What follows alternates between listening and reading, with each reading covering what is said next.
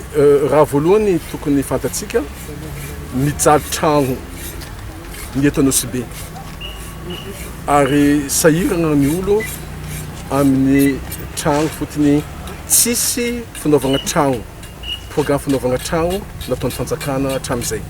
Tsika fotoagna izy io ty dia ambany fitariana Andriamatoa Filoana Republika Andriamatoa Andry Rajoelina dia napakevitra fa ametraka tragno atsika.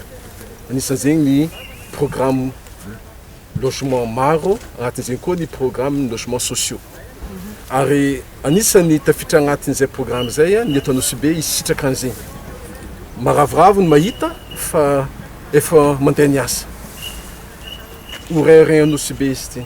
Ary indrindra ho tombotsoa ny Nosy-Be ny fanagnantsika ty fotodrafitrasa tsara ty fotony ahafahan'ny mponina mba hisitraka tragno tsara zegny ary mandravaka ny tanàna Nosy-Be koa.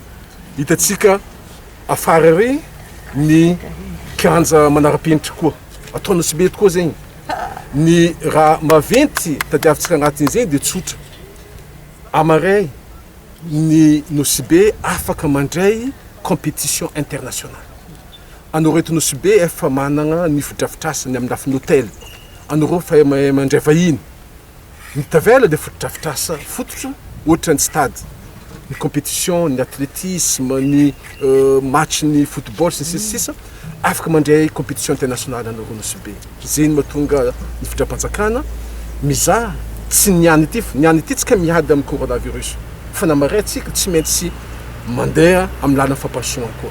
Ary zay ny antony mahatonga zay misaotra ny tompon'andraikitra jiaby na eto an-toerana na avy any amin'ny fanjakana Nosy-Be sy ny tompon'andraikitra na ony Boafidy na ony Boatendry zegny amin'ny fandraisana andraikitra satria tsy maintsy miroso ny firenentsika amin'ny lafiny fampasoana.